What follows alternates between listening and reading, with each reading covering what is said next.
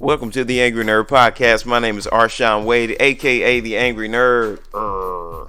The Angry Nerd Podcast is taped in front of a live Facebook audience from my mom's basement. The Angry Nerd Podcast is brought to you by some bad life choices and a few shattered dreams. The Angry Nerd Podcast is made possible by money that my wife gives me from my SSI check, some chick named Joni, and proceeds from listeners like you. If you want to be one of the listeners that helps contribute to this show getting better and better, go to Cash App. My Cash App is $ the Angry Nerd. Pick up one of the new Angry Nerd t-shirts that come in colors black and white, and from sizes small to extra large, you can get yours for $20. If you follow me on Facebook, hit me up with an inbox, let me know your size, location, and we'll hit it off like that. Otherwise, go to customteesbyarshawn.com, make your orders there. All right. How is everybody doing tonight? I hope everybody is in a good mood. It's Friday. I keep thinking of that one song, Friday Night, just got paid, because I just got paid. But yes, and I don't have any bills due, so I'm just like, Friday night, just got paid, looking good. I can't remember that guy's name. It was a one-hit wonder. But anyways, I'm in pretty good spirits, considering that I just had like a very horrible experience. I just had a super horrible experience happen to me. As you guys can see, I really hate that you guys aren't meaner people and nobody's going in on my haircut right now. Like, somebody needs to say something about this hair. Like, I feel like it's not normal. It is a very abnormal haircut. So here's the story. I decide that I'm tired of my son looking like a wolf, and it's time for him to get a haircut. It's time for me to get a haircut. Well, I wasn't going to get a haircut. Most people that know me know I wear my hair in braids. I was going to go and get my temples tapered and the back tapered, so I could have that, that kind of baby hair effect. I was trying to be on some cute shit, and I was like, I'm going to go and I'm going to get my stuff tapered up so I can look player. And plus my anniversary is coming up. I want to look really nice. So I go to the barber shop. I go on Google because I like being thorough in my endeavors. I go to Google and I find a picture of someone who already has their hair tapered in the fashion that I want mine tapered. So that not only am I explaining to the barber what I want, but I'm also have a visual aid. That was my intentions. I had the visual aid. I'm explaining to the barber what it is that I want to go down with my hair. And he says, "Hey man, I got you." And he had cut my son's hair right before me. So I just saw the work that he had done on my son's hair. He's looking very handsome. My son he sat down looking like a little wolf man. And when he got up out of the barbershop chair, he ended up looking like a little miniature version of Andre from Empire. Yeah, shout out to those that Wade gene pool. But anyways, so I already saw that he has some skills. He's got some barber skills. I'm ready to get my stuff cut. So I sat down in the chair, and my man puts the tarp on me and everything. There's no greater feeling as a man. I don't know, ladies, if you guys have this similar experience when you guys go to the beauty salon and get your hair done. But there's no greater feeling than it's finally your turn at the barbershop. Oftentimes you sit there all damn day waiting on your number to be called. So it's my turn, and when you go and sit down in that barber chair and he fops out the cape and he wraps it around your neck and he puts the little piece of paper. I don't really know what that little paper is for. I have no idea, but I like it. I enjoy that he uses that. So he puts the paper around my neck, puts the cape on. I'm like, oh man, I'm up in here. We talking, we having a good time. He's cutting my hair. I took notice. I said, wow, that's a lot of hair that just went flying past my, my peripheral right there. That was a lot of hair. But I was like, look, I'm not going to be one of those people who are horrible customers, to deal with. He's the professional. He's the barber. He has the picture, and he has the vision and the skills. I'm going to let him do his thing. So he's whacking away at my hair, and I'm like, all right. I'm scared because I'm like, whoo, that looked like a whole lot, baby. It looked like another chunk went flying there. But, okay, it's cool. I'm going to let you do your thing because you're the pro.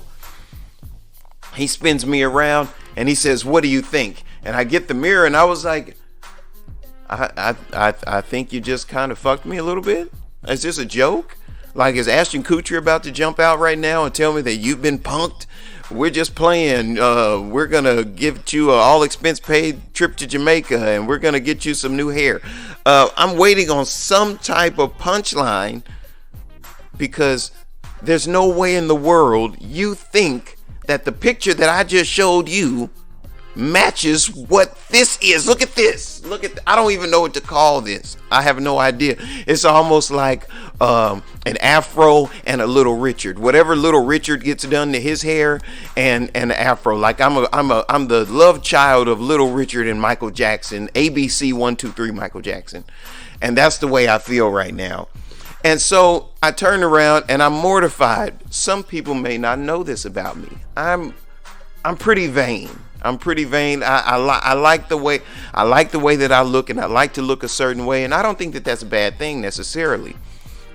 So I turn around and I'm like, oh Jesus, you have ruined my hair, you have ruined my whole barbershop experience. And I don't think that this is me as a fighter, but I think as a man, my primal instinct was to do gratuitous violence to this guy. Of course, no, I'm not going to beat the guy up.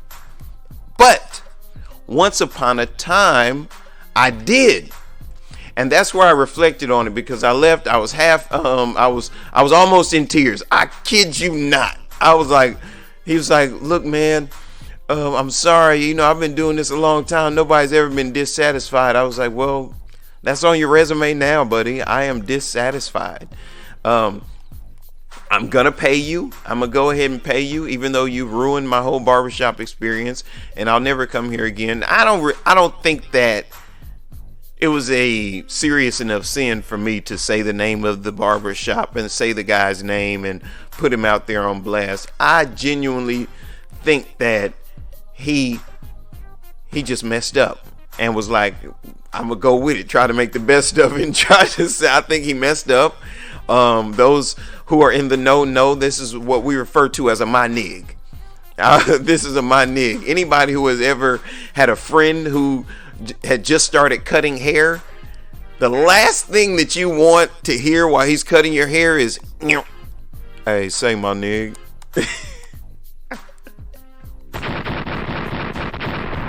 You do not want to hear those words, my nig. Larry Parrish says it doesn't look terrible. Larry Parrish is in the chat, and for anybody listening on Podbean, Spotify, or YouTube, if you're wondering who I'm referring to when I'm talking about the chat, I'm talking to my brothers and sisters on Facebook Live, because as I record this for Podbean, Spotify, and YouTube, I also broadcast live from Facebook, because that's all we can afford right now. Can't wait till we get one of those big producers. I got a shitty producer right now. I'm kidding. I don't have a shitty producer. I'm only saying it because he just walked by. But anyways, so I'm sitting in the barber chair. He finishes up, and like everything that you love about being at the barber shop, all of that was like deadened.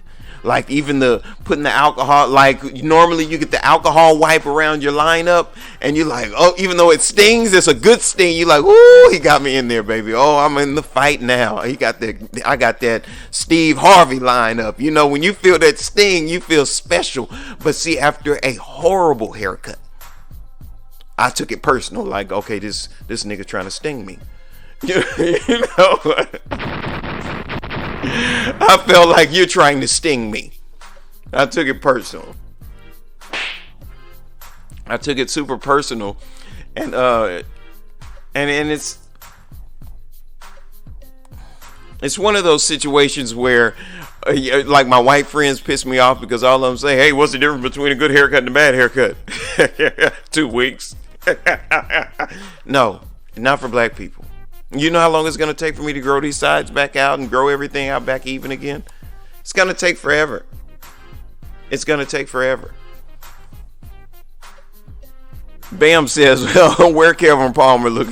Where's Kevin Palmer? Look at this. Kevin just jumped in the chat, actually. Kevin, what up, boy? What up? Oh, I see you out there. What's going on?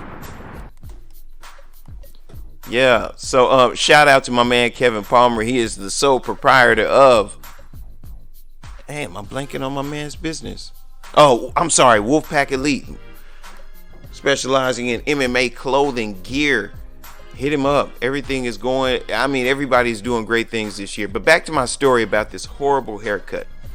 And now, mind you, as a thank you. I for those of you listening on Podbean, Spotify, and YouTube, I have on my Goku Dragon Ball Z jacket, and I was getting a compliment about it. So while we're bagging on my hair, I also wanted to share that with you guys, that I do have on a killer Dragon Ball Z jacket right now. I had to do something to kind of off balance the horrible hair, but I was, in the interest of comedy, I was not going to have this horrible haircut happen to me and not share it with you guys. Because like my wife, we're going to go ahead and try to like braid the top, and I'm going to do the whole man bun thing and then kind of fade out the other parts.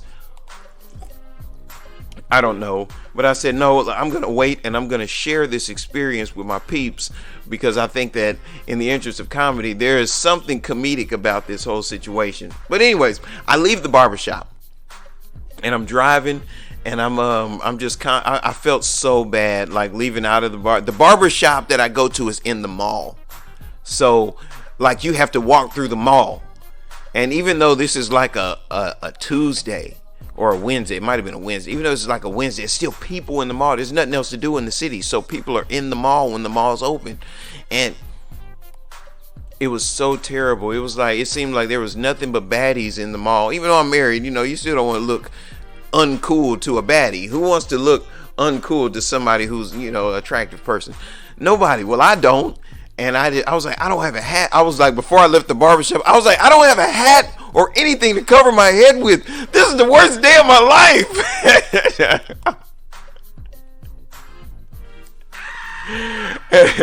And I stormed off like a spoiled rich kid, leaving out of the room after being told no, they can't have a giraffe.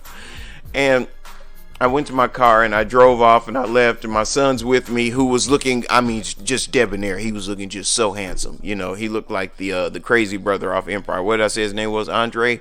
Yeah, he looks like a little miniature version of Andre off of Empire. He was just, I was like, wow, eat your heart out. If there are any 12 or 13-year-olds in the vicinity, man, lock them up, because that kid was killing. And then I roll up out of there looking like this. So, yeah, I look like, what's her name? Leslie Jones, the comedian. Yeah, I look like Leslie Jones or Grace Jones. I almost look like the Tupac necklace emblem. What is that? Nefertiti? The Nefertiti bust. Look, check this out. Yeah, that's how I feel. But here's where I felt like I grew, because I had a situation like this happen to me about 20 years ago. About 20 years ago, I had a situation like this happen where I went to go get a haircut, and the guy totally ruined my hair.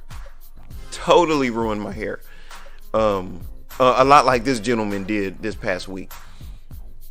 And I refused. I was like, dude, this is not what I paid for. This is not what you told me you knew how to do the haircut. I described it to you because I'm very particular about my hair. Hair is very important.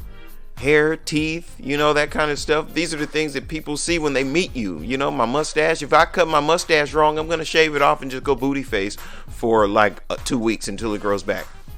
Because that's how important it is to me. If I mess it up, oh well, start over, blank slate, smooth lip. Because these things are important. So 20 years ago, a similar situation happened, and I refused to pay the guy. And I told him, F you, and if you wanted to do something about it, we can go out back and fight. And anybody who's doing the math, 20 years ago I was 16, and that's kind of how I carried things like that at 16. If you want to knuckle up, we can knuckle up. And this was a grown man I was talking to. And my mom tried to pay, and I told my mom, we're going to have a misunderstanding if you pay this dude. Please, let's leave. Get out of here. We're not paying this dude anything.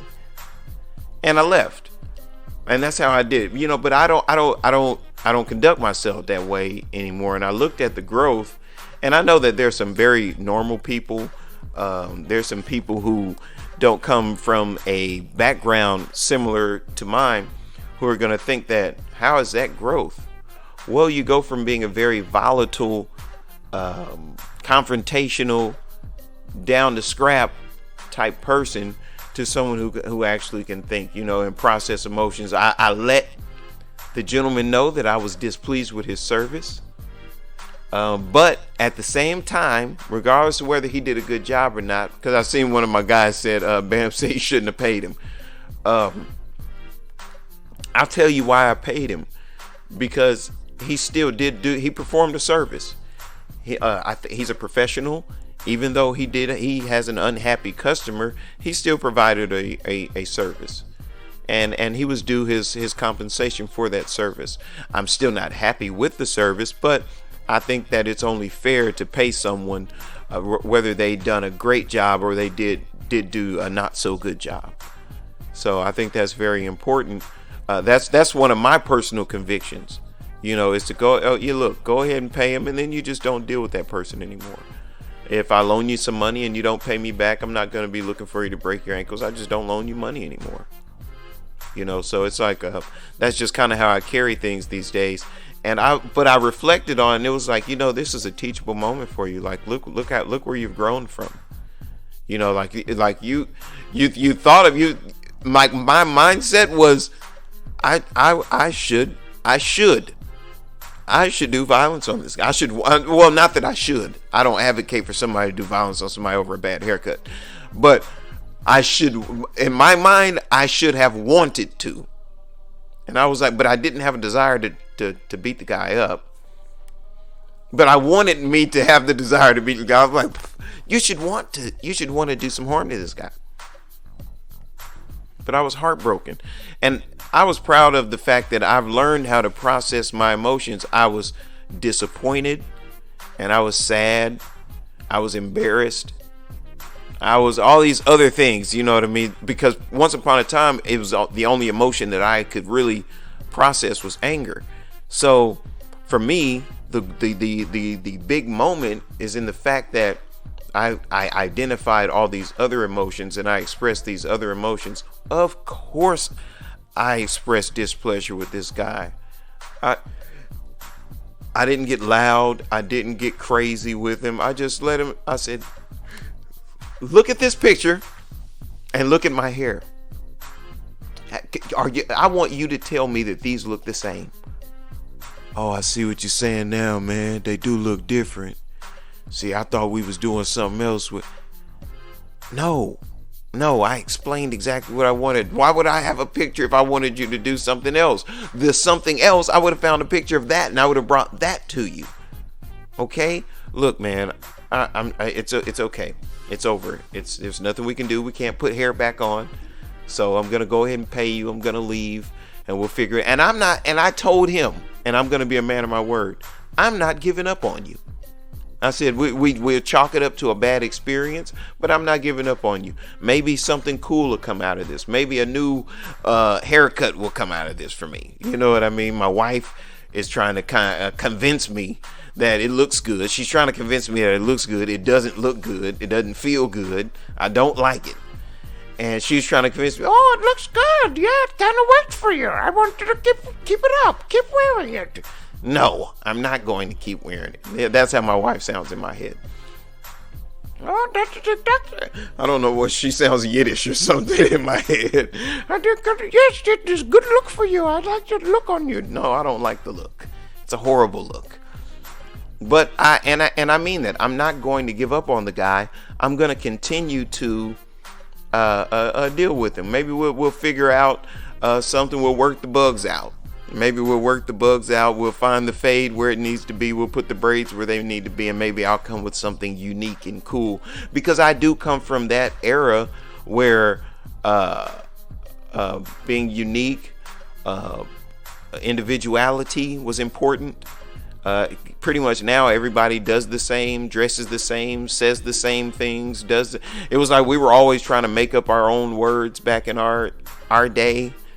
We were always trying to be our own person. We were always trying to get away from the status quo. We wanted to be the trendsetters and things like that. So I come from that mindset. So I'm not adverse to maybe we'll work something out and figure out what this haircut is and how we can do something with it. But as it stands, I'm an unhappy camper, and I came home and I told her it was the worst day of my life.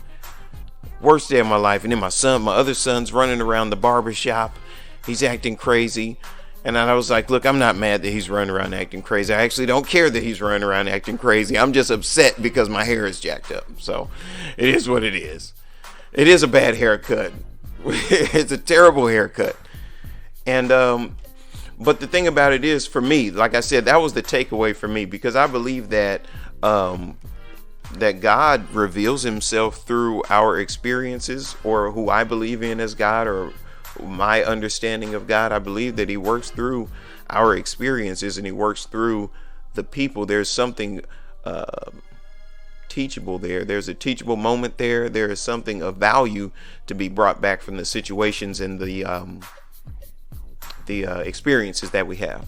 So, I was like, there's no way in the world I'm leaving this barbershop and with the worst haircut in the history of haircuts, and I'm not gonna get a therapeutic value from it. I'm gonna get something from this. So after evaluating it, that's what I came up with, is that, you know, we have to look at where we have come from. Oftentimes we're so busy worried about where we're going and where we're headed and what we're doing, we don't realize how far we've come and how much progress we've made and how awesome we are now, you know. So I had to take an opportunity to reflect on that. Or that may have just been some bullshit that I came up with to help myself sleep better at night, you know, with this haircut. I might have counseled myself through a possible suicide because I feel horrible about this hair on my head. But, you know, it is what it is. Let me have a sip of my Red Bull real quick. The Angry Nerd Podcast, sponsored by Red Bull. It gives you wings. We're not actually sponsored by Red Bull. That's just wishful thinking. Hopefully somebody from Red Bull sees this and sees that I have 76 followers on I have 76 followers on YouTube, and they'll sponsor me now. But anyways, yeah, man. So shout out to anybody who survived a bad haircut, and I hope you were able to extrapolate some sort of therapeutic value from it the way that I did. The hair has wings. Bam in the chat says that my hair has wings, not the Red Bull. Huh? It's cool. Hey, now one thing that happened that came of it, me and my son spent 37 minutes riffing. We've both been practicing our comedy. I don't know if he wants to do comedy or what, but we spent 37 minutes going back and forth with roasting my hair. And I was like, hey, if you can't roast yourself, man, you ain't worth a damn. And yeah, I mean, he had a couple of good ones, but I mean, I told myself up. Yeah, I was like, yeah, that's why you look like Dave Chappelle when he was on The Nutty Professor. You look like everything in your house is stolen. You look like the guy that nobody leaves in the room by themselves. Like we just went back and forth. It was, yeah, we roasted, yeah, me. We roasted me. So some good things did come out of it. And hopefully we're able to get with the beautician.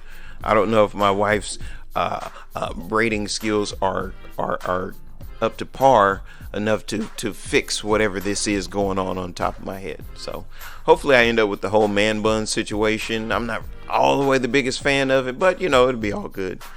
I kind of enjoyed it a little bit. Whenever I did have the man bun situation, I got a lot of attention from younger ladies though, which I'm not all the way sure about, you know, because I'm like, you know, with the whole Me Too movement going on and everything, it's ridiculous. So I'm terrified of women when I'm out and about. Like, a woman can't even speak to me. She'd be like, hey, how's it going, sir? And I'm like, hey, I'm married, happily married, ma'am. so I just kind of like, you know, that's just kind of how I rock with it. But anyways, there has been some crazy stuff going on here lately. So T.I. and Tiny apparently got some Me Too stuff going on. Go figure. That's crazy. And I feel like this kind of stuff right here is just like it's trending now. I don't know how much of it to believe and how much of it is actually like, you know, just fluff to keep people talking. To keep having new subject matter, new content, because it just seems very strange to me that you went and you had a threesome with a guy and his wife, and now you're accusing both of them of sexual assault. or they gave you drugs, and it sounds like you guys are having a sex party and a drug party, and now all of a sudden, for whatever reason, now it's turned into, I think it's culminated to something like 20 women saying, yeah, I was sexually assaulted too by T.I. and his wife. And it's a bad look for him and his wife, because whether the claims are substantiated or not, it was said, and you can't be unsaid. You can't unring a rung bell kind of situation. Like, you can't unhear it. You can't not know that the information is out there.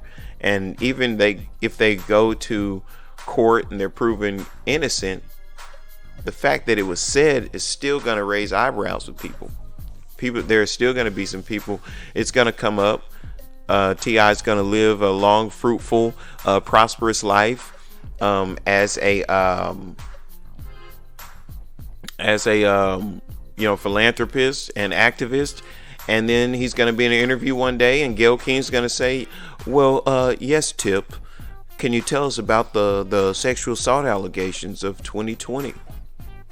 It's going to come up again, even though people get found innocent of these things. So when people make these allegations, it's very serious.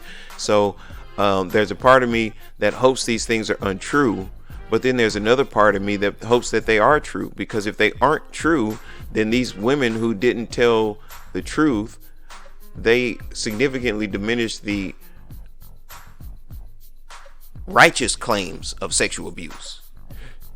Do you know what I mean? It's like every woman that's found guilty of lying about sexual abuse kind of gives us doubt when the next woman says something. And that's such a serious issue, and it's such a serious topic that I don't think somebody should play with that. I think that women who I feel so strongly about, and I think it's such a horrible experience, that women who lie about being sexually assaulted, once we find out that they have lied, I think that severe consequences should be meted out, because just to show women, hey, we take it seriously. We protect you guys, we love you guys and honor you guys, and when some drama comes your way, we're going to protect you. But if you lied to get us out here because you were mad or something like that, then baby girl, you're going to the penitentiary.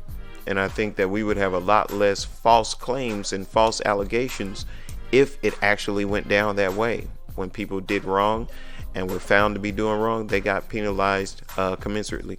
So shout out to T.I. and Tiny. I hope that whatever is true and whatever is just, I hope that things happen accordingly.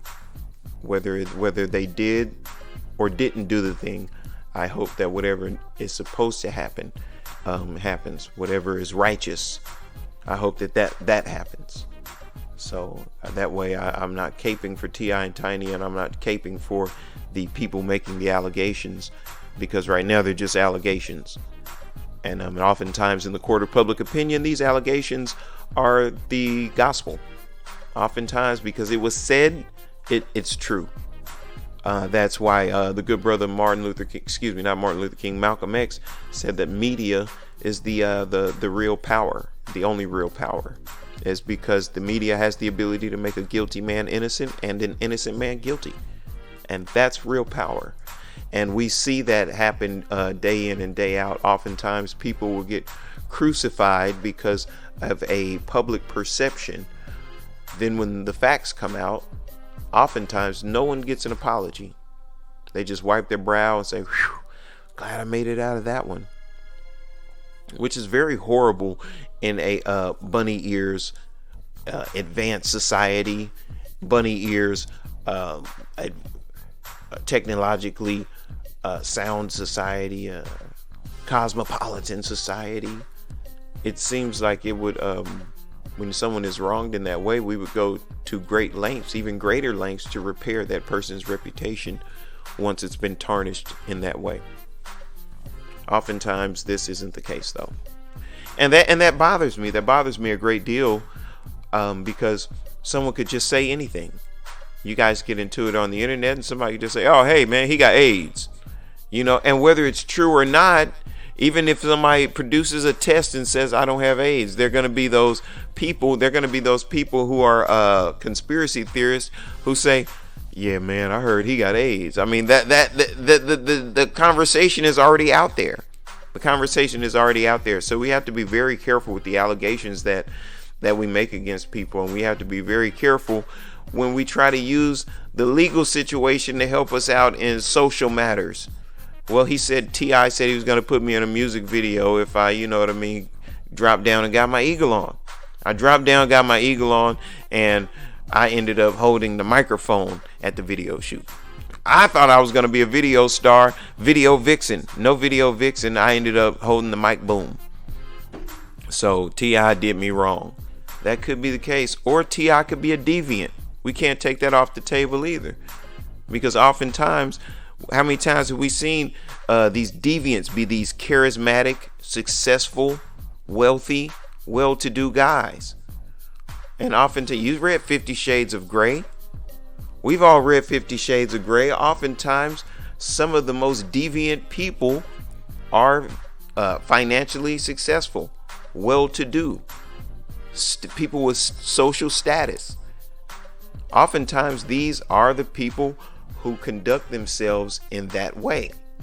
So we can't take that off the table that T.I. and Tiny might be guilty. These might be some tie you up, Tina and Marie, burn you and smoke crack with you type people. So we don't know. We can't just write off these 20 girls who are saying they were wronged in a similar way. We can't do that just because we love T.I. and we love Tiny. So it's such a hairy situation. I hope, like I said, I hope that they're not lying, but I hope that they are. It's like you're damned if you do, you're damned if you don't. Once you open this can of worms, it's just all bad. Once you make that claim against a person, it's all bad. Because whether it's true or whether it's not, something bad is about to happen. If it's not true, it's bad that this person lied. If it is true, then it's bad that this monster committed this heinous act. So it's one of those things. There's no way to win in this situation. So whatever it is, like I said, I just hope that something just and righteous comes out of the situation in either case. What else is going on out there? Something else great. Those of you who listen to the Angry Nerd podcast know that I'm a big fan of the 5150 show, hosted by Corey Holcomb, famous legendary comedian. And I stopped commenting on it because I saw it going in what could be a direction of promotion. And so I said something about it right when it first happened, when Corey Holcomb and Ray Grady got into their beef. And then later on in another episode, himself and one of his co-hosts, Mr. Zoe Williams of the Zoe What Morning Show, they got into it. And so I'm like, all right, let me fall back from this situation. I'm getting, too personal with this situation. I'm not going to comment on it. I did a show about it. I talked about it, about, when your hero lets you down. How do you, cope with your hero doing quote unquote ho shit? Because he did some bogus stuff. I feel like if you're a friend and you fall out, the intimate things that you know about each other are supposed to remain between you guys. That's my opinion. That's my opinion about it. And I have fallen out with friends over the years who still have my love and respect, although we're not close anymore. We're no longer close, but they still have my love and respect because when we fell out, they never went against that code and started divulging things that they knew. Like if you got two guys who are really close friends that fall out, I guarantee you they both know things about each other that could ruin the other one's marriage. They know things about one another that could possibly cost a guy his job.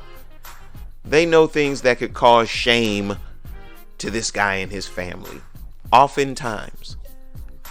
So for a person who knows you intimately like that to divulge this information, It's wrong. That's, to me, that's one of the supreme forms of treachery, to betray that confidence that's been gifted to you by a friend.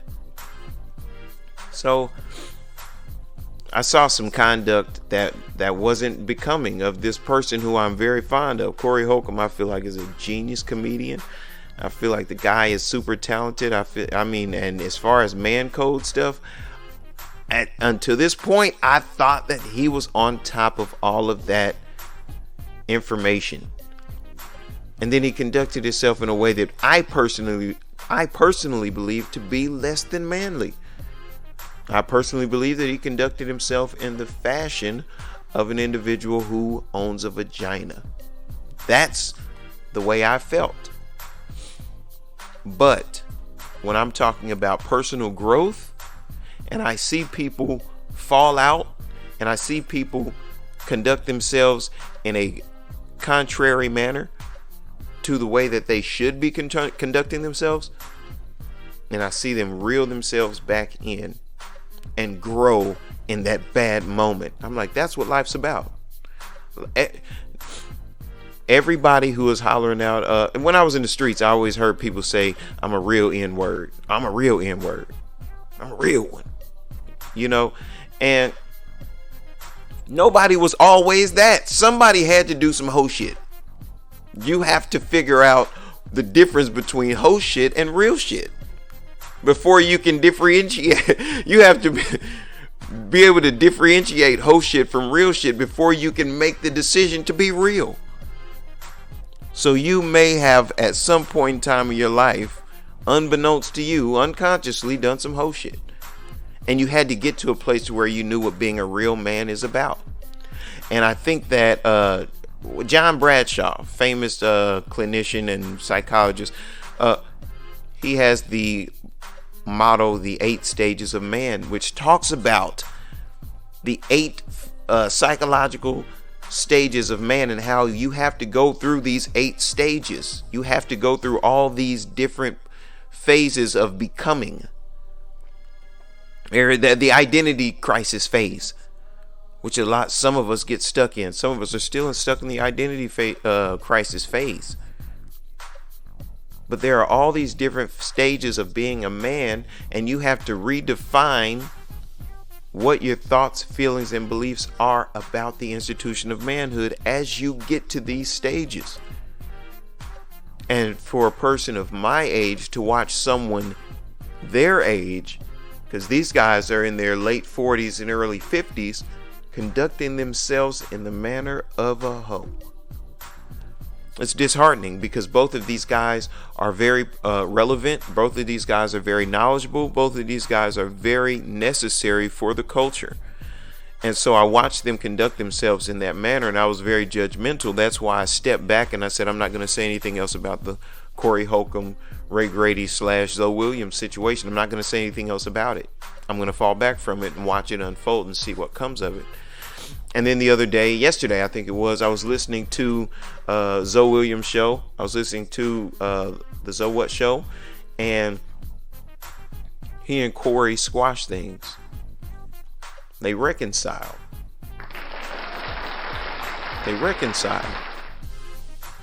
And I said, and that's what's possible if everybody else falls back and let what needs to happen happen. Growth. Now, we're not going to talk about the growth that my hair needs to go through to get me back to where I need to be, to get me back feeling warm and fuzzy on the inside. We're not going to talk about that. We're not going to talk about the growth that the hormones that I need to get the side of my hair to catch up with the rest of my hair after this horrible haircutting experience. But my ego still has me sad about my hair. That tells me that I still have some work to do if my ego is, because I shouldn't be that attached to my hair. I shouldn't be that attached to my hair. I shouldn't be. Grace Mercy, my good friend in the chat, says, I never liked Corey because of how he talks about women. I knew a little bitch was always in him. LOL.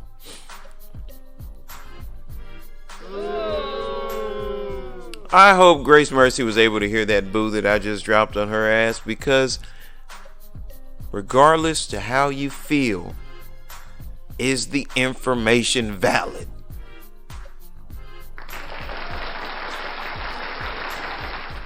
That's all I need to know. Is the information valid? I love Corey's brand of comedy. Because it's reality comedy. When he talks about those women, if you are not of that ilk, sweet baby, he's not talking about you. And if you are able to compartmentalize the who you are as a person, absent the institution of womanhood, you know no less than 15 bitches that meet the description that he's laying out. And that, my sweet baby, is a fact. So we all know these types of women. Most of us steer clear of them. A lot of us, I know a lot of ladies that will keep women of that ilk around because they are useful. Oh, you know, Keisha can braid hair. I know she ain't shit, but you know, she can braid hair, so you know, I fool with her. Oh, well, you know, Ray Leisha, she watch kids. That's all she do. That's her little hustle. You know, she got epilepsy and stuff, so she don't do nothing but smoke Zaza at the house and watch kids. And they know that these women are horrible creatures, and they still deal with them anyway. And this is the kind of horrible negative stereotypes about women that Corey Holcomb points out. And I've dealt with a number of these women myself, so I get it. I understand the place that he's coming from when he says it's coming from a real place, a place of experience. I love it and I respect it. But behavior, it's hard to hide behavior, and your behavior will speak for you much louder and much more clearly than your words ever can. So when you conduct yourself in that manner, to me, it puts a little asterisk next to you on the real N-word category. That's what I think. But I really enjoyed the fact of seeing these guys fall out, and then an example of what reconciliation looks like. Because I've talked on this show before about the need and the necessity for conflict resolution skills in not only the black community, but low-income communities. Oftentimes, people with limited resources also have limited knowledge. They also have limited social skills. Oftentimes, people from the low-income communities lack these things, and you'll see when they go certain places or they come around other people from other walks of life, other cultures, they don't really know how to conduct themselves. You'll hear people say things like, so-and-so doesn't have any home training, or them kids ain't even house broke. I don't know, I was kind of hood growing up, so I heard terms like that. Housebroken children. But that sets us at a disadvantage. I think that sets us at a disadvantage because we don't know what healthy conflict resolution looks like. So for me, I was pleased to see these two brothers who are titans in the podcast world, who are titans in the radio world, in the comedy world. I looked at these two brothers and I saw an example of what that looks like, and I said, wow, 63,000 people already saw this video. And in that 63,000, I bet there's a good number of young brothers in the low-income communities who just saw what it looks like to fall out, because this falling out has taken place over the course of the past 2 or 3 weeks. So after the falling out, now we see reconciliation. It's like, okay, we did do the silly shit. We did kind of talk noise on one another. We did put some business out in the streets that shouldn't have been put out in the streets. We did disrespect each other. But hey, I'm sorry for what I did, and I'm sorry for how I made you feel, because you're my friend, and I apologize. I did something wrong. And I looked at that and I was like, wow, that's growth.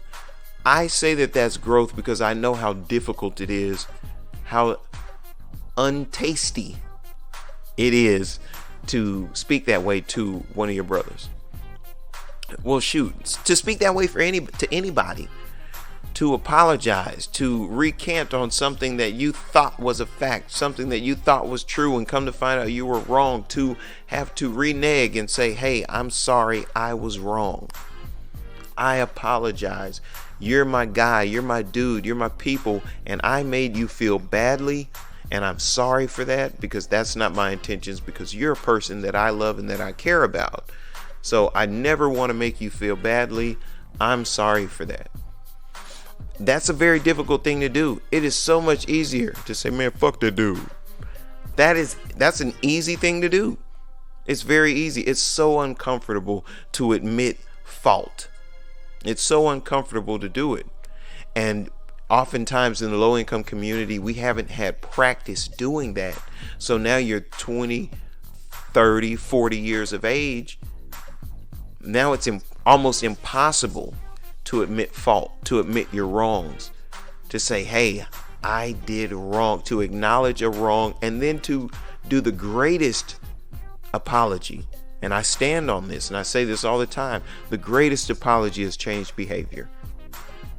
If you want me to believe that you are sorry for whatever it is that you did, the best apology that you can give me is to don't do that. And some people will think that that's too simple. Well, those people are oftentimes sadists. You know what I mean? They want you to feel bad forever. They want you to always kowtow and cower when you're around because you wronged them before. Just don't do that no more. I think that's the best way to apologize to a person, is to whatever you did that you're apologizing for, don't do that again. Didn't we learn that as kids? Mom will pop your hand. All right, boy, don't you do that no more here. The best way to not get popped on the hand, I found out, was to not have my hand in places I was told to keep it out of. So tonight's show has been all about growth, because I've experienced, and let me say this before I get out of here tonight. Let me say this. Growth is not fun. Growth is not comfortable. And growth isn't popular. I mean, I know it's popular. People make blogs and stuff like that, but a lot of people, real growth, not marketable growth, that in the form of a post or a meme or a GIF, not marketable growth. Real growth is uncomfortable. It doesn't taste good. It's not fun. But after you come out on the other side of it and you get done going through the growing pain, whatever the situation is or situations that cause the growth, on the other side of that, there's something beautiful, there's something magnificent. It's called a lesson. And learn the lesson so that you can move on to the next level. You remember when you were a kid and you played video games, you couldn't get to the next level until you passed the test, right? You had to pass a test. You had to fight the boss, and then you get to go to level 2. Beat the guy. You won. You beat the guy, but it's never over. You go to the next level. And guess what? You have some trials and some tribulations and some drama on the next level. And what happens when you get to the end of that level? You face another boss, you face another test, you triumph, and you continue on to the next level. So look for these opportunities to spot your growth. Find opportunities to revel in the fact that I'm not who I was. In the immortal words of Brandon Heath, I'm not who I was. My name is Arshawn Wade, aka the Angry Nerd, saying I don't have all the answers, don't have all the questions, not really sure of much, but hey, peace.